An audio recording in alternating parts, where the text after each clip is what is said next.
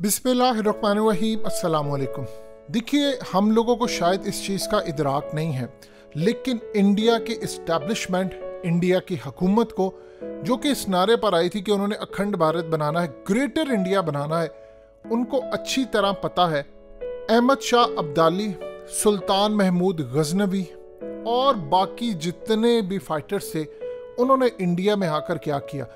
India का कोई ऐसा राजा आपको बड़े लेवल का नजर नहीं आता जो कि जाकर इंडिया से गया और उसने दुनिया फतह की हो, लेकिन इंडिया के अंदर अफगानिस्तान से आने वालों ने जरूर इंडिया फतह किया। और अब इंडिया इसी चीज को मद्देनजर रखते हुए इंडिया ने तालिबान की तर्ज पर, तालिबान के स्टाइल की ट्रेनिंग इस वक्त शुरू करवा दी है अपनी फौज को, आरएसएस के लोगों को।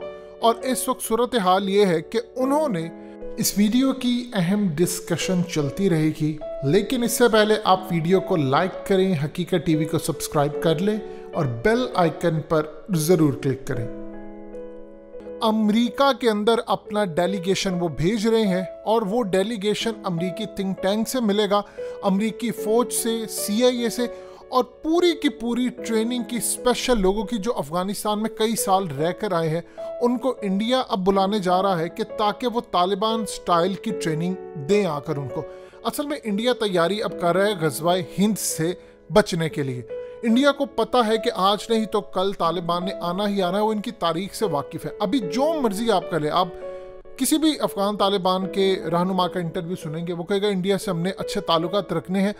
लेकिन जिस दिन अफगान तालिबान मजबूत हो गए, यही CIA की रिपोर्ट है, यही रॉ की रिपोर्ट है, उस दिन के बाद वो दुनिया के अंदर जहां भी मुसलमानों के खिलाफ जुल्म होगा उस पर जरूर आवाज उठाएंगे और लड़ने के लिए तैयार रहेंगे।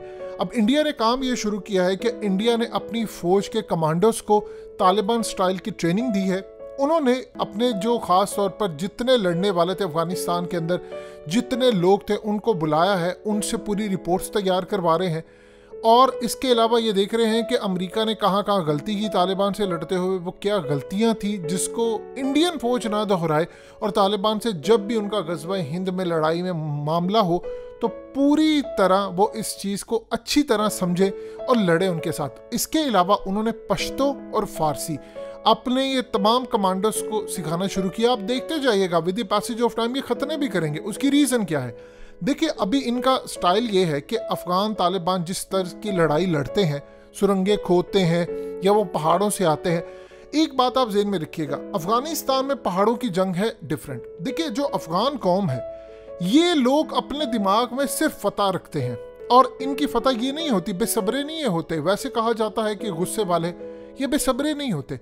इनको 25 साल वेट करना पड़े, 50 साल लड़ना पड़े, ये जब तक आखिरी शख्स भी इनके किसी कबीले का रह जाए, ये जब तक फतह हासिल नहीं कर सकते, ये नहीं इससे बाज आते। अब मिसाल के तौर पर अमेरिका 2001 में आया अफगानिस्तान में, ये सारे पहाड़ों में चले गए। अब पहाड़ों के अंदर तो दुनिया की कोई ताकत ऐसी नहीं है जो इनसे ज्यादा ट्रेंड हो। इनको पता है पहाड़ों की किस साइड पर, ये कीड़े हैं पहाड़ों के। अब सूरत हाल ये है कि कश्मीर की लड़ाई है डिफरेंट, लेकिन चूंकि अमेरिका, इंडिया और तमाम फौजों ने वो हर तरह की स्ट्रेटजी, जो कश्मीर में भी हो, जो अमेरिका के अंदर हो, जो इराक में हो, शाम में हो, अफगानिस्तान में हो, पाकिस्तान में हो, जहां पर भी, वो तमाम स्ट्रेटजीज अप्लाई कर दी। और उसके अगेंस्ट उनको जो स्ट्रेटजीज देखने को मिली तालिबान की, वो उससे ज्यादा बड़ी थी। इसीलिए कश्मीर की भी जो लड़ाई है वो उनके लिए कोई बड़ी नहीं है। अब इंडिया काम ये कर रहा है कि बहुत सारे, जो खास तौर पर आपने देखा जिस तरह अफगानिस्तान के अंदर, ये बात याद रखिएगा, अफगानिस्तान में जिस तरह उनको बहुत ज़्यादा किराए के जो लोग मिल जाते हैं, जो कि गद्दार बनकर काम करते हैं, उन लोगों को, इसी तरह इंडिया के अंदर वो ऐसे लोग ढूंढ रहे हैं जो बज़ाहिर तो मुसलमान है लेकिन वो तालिबान से नफरत करते हैं, उनको वो हायर करना चाह रहे हैं। देखिए, भारतीयों का असल में आप देखेंगे तो बहुत सारे जो खास तौर पर भारतीय, उनका रंग सांवला होता है, वो पश्तो बोलेंगे तो वो पकड़े जाते हैं। तो उन्होंने स्पेशली, अब अमेरिकन आए या कोई और आया, वो गोरा है, वो अगर शलवार कमीज पहन लेता है, दाढ़ी रख लेता है, तो वो पहचानना ज़रा मुश्किल होता। वो किसी ग्रोह में आ जाता, वो ये बताता है मैं अरब हूँ, मैं फलाना हूँ, मैं लड़ने के लिए आया। ये चाह रहे हैं कि जब तालिबान का सेटअप आए तो उसमें हम अपने कुछ लोग घुसाएं। तालिबान इतने बेवकूफ़ नहीं है, जितनी मर्जी कोशिश करें। और ये अब पूरी तर्ज पर जो नेटो की अफवाज थी, उनके जो एक्सपर्ट्स हैं, जो नेटो के अंदर महारत रखते हैं, या जो उनके पेपर्स लिखते हैं, या जो उनकी स्ट्रेटजीज बनाते हैं, ये उनसे अपने लोगों को ट्रेनिंग दिलवा रहे हैं और बिल्कुल तालिबान स्टाइल की ट्रेनिंग ले रहे हैं कि वो कैसे लड़ते हैं, पहाड़ों के अंदर उनकी स्ट्रेटजी क्या है और वो पाकिस्तान से क्या मामला कर सकते हैं। देखिए फ्यूचर के अंदर जो लड़ाई है वो आप चीज़ ज़हन में रख लीजिएगा। ये जो ग़ज़वा हिंद की लड़ाई है इसमें इंडिया को अब अच्छी तरह पता है कि वेस्टर्न बॉर्डर पाकिस्तान का क्लियर है। उन्होंने काम ये करना है कि अमेरिका चाहे उसके साथ ऑस्ट्रेलिया हो, जापान, और उसके साथ अभी उन्होंने दीगर ममालिक को ऐड करना है, इंडिया अकेला ये लड़ाई ना लड़े। Pakistan, Afghan Taliban, Turkey, Iran, China, Russia और सेंट्रल एशियन कंट्रीज, वस्त एशिया और दूसरी जगहों से नेमतुल्लाह शाह की ये पेशन गोई है कि इन सब ने लड़ने के लिए आना है। ये सब इंडिया पर एकदम तो चढ़ाई नहीं करेंगे, जाहिर सी बात है इंडिया अकेला भी इस मैदान में नहीं कूदेगा। इंडिया ने जब भी लड़ाई करनी है तो दूसरी साइड से आपको अमेरिका मिलेगा, इसराइल मिलेगा, आपको दूसरी साइड से ऑस्ट्रेलिया मिलेगा, जापान और बेशुमार ममालिक मिलेंगे। तो ये जो ग़ज़वा हिंद का मामला है ये कोई छोटे लेवल पर नहीं होने जा रहा, ये बड़े लेवल पर होना। अब वो क्यों ट्रेनिंग दिलवा रहे हैं तालिबान स्टाइल की? अब वो ट्रेनिंग दिलवा रहे हैं, पश्तो सिखा रहे हैं। आप सोचिए पश्तो और फारसी सिखाने का उनका क्या मतलब है? तालिबान ने कहा था कि हमें अंग्रेजी सीखने की ज़रूरत है, दुनिया को पश्तो सीखने की ज़रूरत है।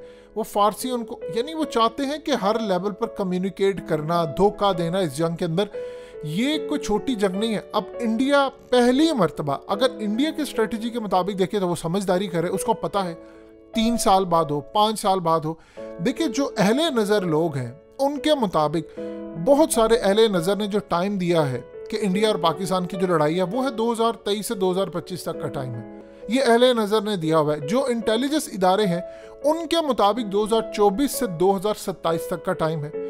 इंटेलिजेंस इदारों की तो रिपोर्ट आप जानते हैं बहुत सारी गलत निकल आती हैं, और अमेरिका की जो रिपोर्ट्स अफगानिस्तान में थी वो आप सबके सामने है। अब इंडिया उसकी पेश की तैयारी कर रहा है। वो अमेरिका के जो वॉर वेटरन्स हैं उनसे मुलाकातें हो रही हैं, उनके जर्नैलों से हो रही हैं, उनको पैसे दिए जा रहे हैं कि आप पॉलिसी बनाएं, बताएं कहाँ कहाँ मिस्टेक की। भारत उन मिस्टेक से सीखना चाहता है, कैसे हम तालिबान को हरा सकते हैं। देखिए जितनी मर्जी ये स्ट्रेटजी अपना ले, पहाड़ों के वो है कीड़े, उनकी स्ट्रेटजी जैसी स्ट्रेटजी किसी की हो नहीं सकती। जब वो इंडिया के साथ लड़ने के लिए आएंगे, एक काम इंडिया बड़ा ज़बरदस्त कर रहा है, बहुत ज़बरदस्त काम कर रहा है, उसका अल्टीमेटली फ़ायदा होगा पाकिस्तान को। इनका सारा मीडिया सारा दिन तालिबान की दहशत फैलाता अपने मुल्क में, वो कहते हैं ये ऐसे हैं वैसे हैं, वो खा जाएंगे। उनकी फ़ौज बददिल हो रही है, उनकी फ़ौज के अंदर ये खौफ बैठ रहा है कि अगर ये अमेरिका को हरा सकते हैं तो हमें भी हरा सकते हैं। आपने देखा इसका असर क्या हुआ। 20 साल अमेरिका ने पूरी दुनिया में प्रोपेगेंडा किया, बड़े खूनखार लोग हैं, ये किसी को बख्शते नहीं है। तो अफगान फोर्सेस इनसे डर गई, 6-6 किलोमीटर दूर वो होते थे, वो अपने हथियार फेंक कर भाग जाते थे। आप सब ने देखा, ये कोई पुरानी बात नहीं है, 2-3-4 हफ्ते पुरानी बात है। आप सब ने देखा काबुल जब फतह हो रहा था यही हाल हुई। तो ये असल में इंडिया भी काम कर रहा है और इसका फ़ायदा हो रहा है पाकिस्तान को। उनकी फ़ौज को ट्रेनिंग ज़रूर जा रही। देखिए इस चीज़ से आप घबराए नहीं कि उन्होंने तालिबान तर्ज की ट्रेनिंग ले रहे हैं। उनके अंदर जो खौफ है वो अहमियत इख्तियार करता है कि वो उनको बता रहे हैं कि इन्होंने आना है, ये तुम्हें भी नहीं छोड़ेंगे, तुम्हें भी नहीं छोड़ेंगे, तुम्हें बचाना है। उनके दिलों में खौफ बढ़ता जा रहा है कि ये पता नहीं क्या हो जाएगा, हमारे तो बच्चे हैं, हम क्या करेंगे, ये करेंगे।